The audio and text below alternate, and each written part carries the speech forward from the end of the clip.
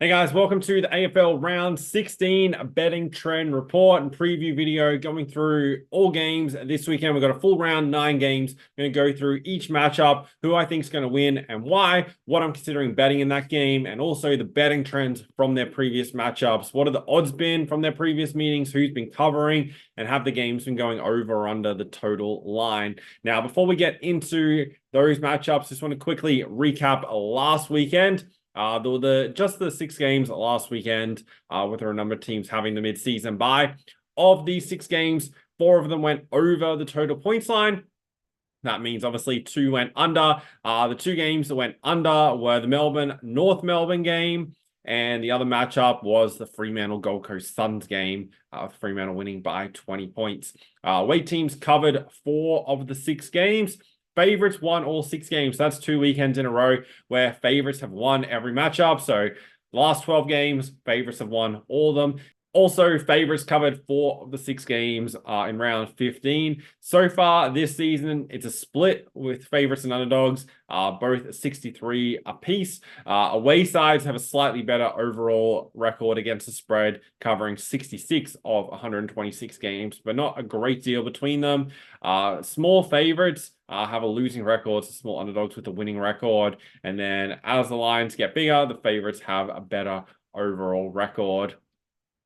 The underdogs who covered, as I mentioned, 4 favorites covered. The 2 underdogs who covered were North Melbourne against Melbourne and the West Coast Eagles against Essendon, both covering their games. Now, looking ahead to this weekend's matches, I want to quickly say before we get into these games is when I'm going through explaining these games and what I'm considering betting, this isn't based on what teams I like, don't like, who I think's good, those kind of things. It's based purely off statistics and data on how teams have performed. That's what I use for my decision making. That's what's allowed me to do this full time for over 12 years now. Using tools like the Bet Finders, which you see here, where we can go through, actually analyze team statistics, where they stack up, not just against each other, but overall in the league. You'll notice here, Brisbane ranked 4th in points for, Melbourne ranked 14th, and you go through the other KPIs in attack. Same with defense, stoppages, where teams are stronger, possession. So we can use this information when doing player prop markets for disposals and those kind of things, and then their efficiency ratings going forward. So this is what I'm using when analyzing matchups, plus going through the previous betting history, then also using the disposal trends, which I've spoken about in previous videos, and the key player ins and outs. So for each game, if any key players are going to be out for that specific team and how that's going to impact them. Obviously, team lineups aren't out for this weekend, but as soon as they are and I plug them in, then we're going to know, if any key players are going to be out for either side, and we go through every matchup. So, for example, just looking at this, if key contested possession players are going to be out, obviously we know Petrarca's going to be out for Melbourne. That's going to impact the contested possession rate for Melbourne. Are there other players that are going to be able to step up, or is Brisbane going to be able to dominate that area, and so on and so forth for the other key areas on how teams perform. So with that being said, so that you guys know that, let's look ahead to this weekend's game. So Brisbane versus Melbourne is the opening game. Brisbane 30.5-point favorites. It's pretty much 5-goal favorites here. Feel like they are deserving to be that number. They've won and covered 3 of the past 4 versus Melbourne. Brisbane, since probably about a month ago, since they lost to Hawthorn and then they went into the bye, their last couple of games have been a lot better than they've been putting out earlier in the season. They're the much better attacking side. They're at home. I think they win this game and win it well. Home team also has a really good record in this matchup, covering 7 of the past 10.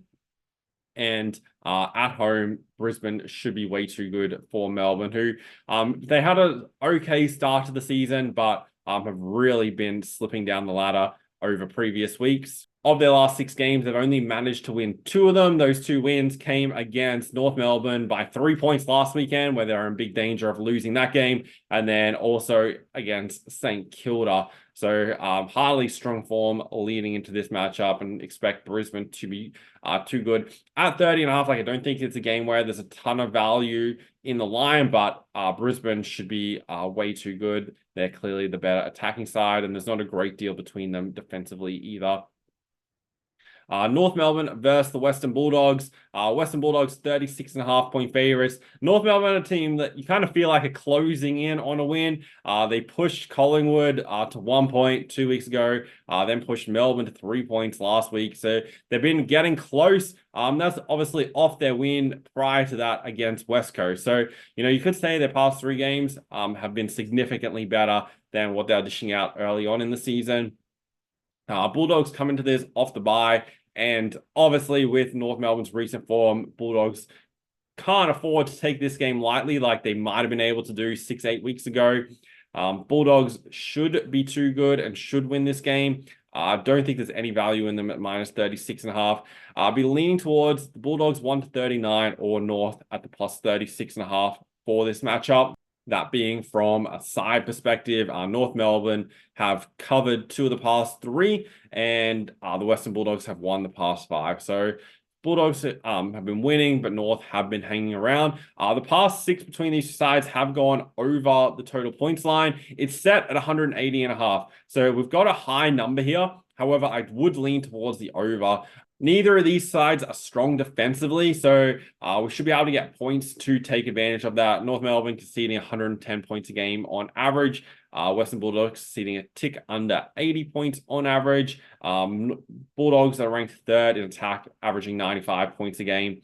So I think we're going to see a high-scoring matchup, potentially a shootout, which will go over the 180.5. So do like the over 180.5, and with the sides lean towards Bulldogs 1-39 or North plus 36.5. Sydney Swans versus Fremantle. The Swans are minus 26.5. We've really been cashing in on these Swans lines this season. This is a game where I feel like it maybe has caught up with them a little bit. I feel like we've seen a big adjustment for the line for this game. I have the number at minus 18.5, and to see 26.5, I feel like they've really pushed this up. The Swans just keep on covering. If I bring up the ATS records overall on the season, you'll notice here Swans 12-2 overall. So massive record against the spread. 6-0 at home this season. They're also 7-1 when they're a favorite, minus 15.5 to minus 30. So considering this season they've only once been a favorite by over 30 points, back there minus 26.5 point favorite against Fremantle, suggests they've really pushed this number up. Last time they met was round 9 this season over in Perth, and the Swans were 6.5 point favorites. Obviously won that game very, very comfortably, but we've seen a big increase in the number here. These are the top 2 defensive sides in the league. Swans number 1, Freo number 2. 172.5 as a total. I feel like it's slightly high, especially when you look at what the total was in their previous matchups, all around that 160 mark. 166.5 last season in round 9 was the highest, but to get 172.5 here. Swans are the number 1 attacking side, so they could put up 90 to 100 points themselves in this matchup. And that's just a slightly concerning thing, but lean towards the under. I think Swans get the job done and win. Like them at the 1-39 as well. They should be too good for Fremantle at home, but don't see any value in them at the minus 26.5. The other way, and probably the most likely way I'll play this game, is Swans in with some key player props. Obviously, key players in this matchup who are very good at racking up disposals. And Fremantle especially are a team that give up an above average amount of disposals to the opposition, especially uncontested possessions. So I'll be looking for the Swans players who generate a high number of uncontested possessions and look at playing them to get a higher number of disposals. Gold Coast versus Collingwood. Odds are very close in this one. Collingwood come up 2.5 point favorites, so not a great deal between them. Collingwood have covered the past 3 and won the past 3 against Gold Coast. Gold Coast significantly improved this season, especially at home. And these odds are definitely giving them credit for that. This is a really, really tricky game to call.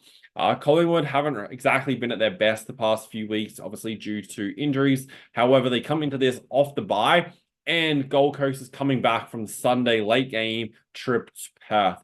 So hardly an ideal situation for the Suns, and I think they're a little bit vulnerable here. So definitely leaning towards Collingwood. However, personally, I can't back them here off Gold Coast's form at home.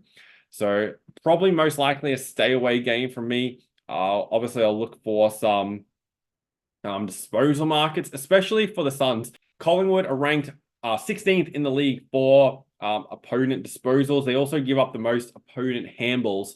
So Gold Coast players who are good at racking up the disposals should be able to generate them here. And I feel like that's probably your best way of playing this game. That's what I'm going to be looking to do once lineups are announced later in the week. But it's a game Collingwood, based on the setup, they should be winning. Off a bye, Gold Coast coming off a tough trip to Perth and playing the late game off a short week.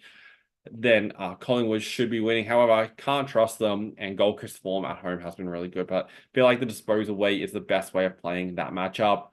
Adelaide at home to GWS. The Giants are small favorites here, $1.85, 1.5-point favorites. Not a great deal between these two sides in the market, and statistically, I feel like there's a little bit more between them, and GWS should win this game. GWS last month, they've been winning one, losing one, so they've been struggling to generate a little bit of form. Wins against Geelong and Port Adelaide, losses against Hawthorn and the Sydney Swans last week. They weren't out of the matches a great deal in those. Like Swans kind of killed the game off. The Hawthorn game, they only lost that game by 6 points, so weren't really out of it. Adelaide though, I can't really say they're in great form either. They've lost their past 3 as well.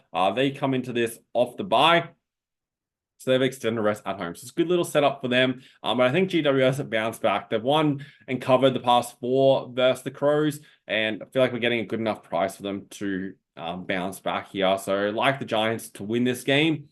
I feel like they should be too good for Adelaide, even though they're playing at the Adelaide Oval. GWS are the better attacking side in almost every key factor, and there's not a great deal between them defensively. So I think there's a little bit more between them than the odds suggest.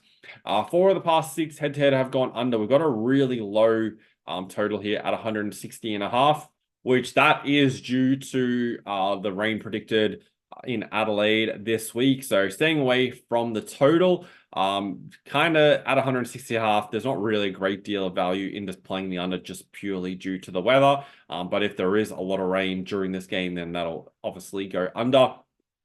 GWS were good.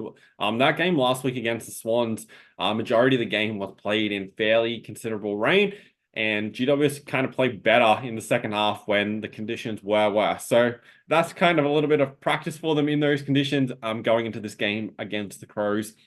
So do like GWS here to win that game. Geelong versus Essendon. Essendon are favorites here, -4.5. Probably should have looked before bringing up this game as to when the last time Essendon were favorites against Geelong, because I'm going to predict it was quite a long time ago.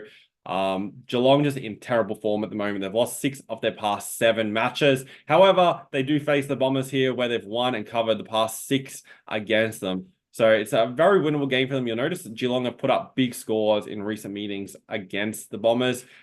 However, I can't see them doing that in this matchup. Be surprised if they got anywhere close to those scores. I can see them kicking the 80 to 90 points, though, against a Essendon defense that is ranked 11th in the league. So both sides poor defensively. In attack, though, they're both top 8 ranked sides. So I want to play this over 168.5. The past 5 head-to-head have gone over. This is a fairly similar line than we've seen in those previous matchups. I've spoken about the past few weeks, how the AFL over the past few weeks has been a lot higher scoring. Scoring's picked up dramatically, and so I do definitely like this over 168.5 there in the Geelong Essendon game. St Kilda versus Port Adelaide. Some under trends in this one. 7 of the past 9 have gone under. St Kilda 3.5-point favorites, and the total at 159.5. So a fairly low total. Port Adelaide, it's going to be very, very interesting how they respond in this game. Obviously, there was a lot of drama and whatnot of their performance last week against the Brisbane Lions. I don't know, if it was completely justified to the degree that it was. There's obviously teams going a lot worse than Port Adelaide, but they do have a good list. So you could say they're not fully taking advantage of the list they have, especially in their midfield. They've now lost their past 3 games, but they get a really good chance to bounce back here against the side that they've won 13 of the past 14 against. And they've also covered 4 of the past 5 against St Kilda. And then being on the road has been no issue either. The away teams covered 9 of the past 10. So I do like Port Adelaide to win this game. $2.05. I'll see if we can get a slightly better price, because obviously there's a few question marks, but I'm really expecting a bounce back from Port Adelaide here. It's a very, very winnable game. St Kilda's hardly in great form either. Their recent wins at home against the Gold Coast, 3-point win, and against the West Coast Eagles, they won by 14 points. So aside from that, they've lost 4 of their past 6. And if you go back a little bit further, their only other win was against North Melbourne. So their last 10 games, they've only won 3 of them, and they've all been against sides out of the top 8. So hardly in good form, St Kilda. Port bounce back, like them at plus money in that matchup. Richmond versus Carlton. Carlton, $1.10, 39.5-point favorites. Even though Richmond have won 13 of the past 15. Carlton won the most recent matchup in round 1 this season, and they drew in round 1 last season. So 2 matchups this year. Carlton should win this game and win it very, very comfortably. Wouldn't be surprised if they racked up a very big score as well, kind of what they did last week against Geelong. Carlton currently ranked the 2nd highest scoring side. Richmond conceding just under 100 points a game. I'll be looking for a team total on Carlton here. If we can get one at 105.5, then I'll definitely be looking at playing the over, especially in afternoon conditions in this matchup. You can definitely ignore the historical trend Richmond have. Both these sides are definitely in different places this year. The past 3 have gone under, but Carlton's scoring has definitely picked up dramatically. Both sides poor defensively. I'd lean towards the over in this matchup at 170.5, but definitely much prefer Carlton's team total to go over, as don't have a great deal of confidence in Richmond actually scoring points. And then final game of the round, West Coast versus Hawthorn. West Coast have lost 4 straight coming into this. Hawthorn have won 4 straight and come off the bye. Playing over in Perth though, West Coast kind of similar to Gold Coast, where their home form has been a lot better than their away form. However, Gold Coast home form has been a lot better. But you can't fully write off West Coast at home, as we've seen over the past 4 to 6 weeks. But Hawthorn should be good enough to get the job done here. At minus 13.5, I'd lean towards them covering that number. Hawthorn's big turnaround has been the ability to now hit the scoreboard. And against the West Coast side, who's conceding still nearly 100 points a game, I think they'll be able to find enough points to win this game and win it fairly comfortably. Not sure if the minus 13.5 is the way that I'm going to play it, but I will look for a way to play Hawthorn to win this game to close out the round. The past 4 of the past 6 head-to-head have gone over at 163.5. Let's check what I have this number at. Have the number at 157. So I feel like there's not a great deal of value in the total here. I feel like it's definitely set, 4 to 6 points higher than it probably should have been. But obviously these sides aren't super consistent in their scoring. They can have really big games and then really low games. So I understand why it is that slightly higher, but I feel like the better play there is Hawthorn in the final game of the round. So that's how I'm looking at playing it. If you want to get all my bets and official plays for the weekend, you can get that with the bet finders. That's where you also get access to all the betting tools I use. There's a stack of them. I showed you a couple earlier in this video for the AFL to help you make the best possible decisions with your betting. If you're able to put the research into the bets that you're putting on, you can make money from betting. The reason people don't make money is they don't do any research and they expect they can just, make quick decisions off the top of their head, a few minutes before a game, or just because they know who the teams are that they're going to win. Just because you know who the teams are, you know who the players are, that doesn't guarantee you're going to know how a game's going to play out and then what betting decisions you should make based off of that. So that's why I created these tools, and that's why I now made them available to everyone to use so that they can make more money off the betting companies and actually be withdrawing profits every year.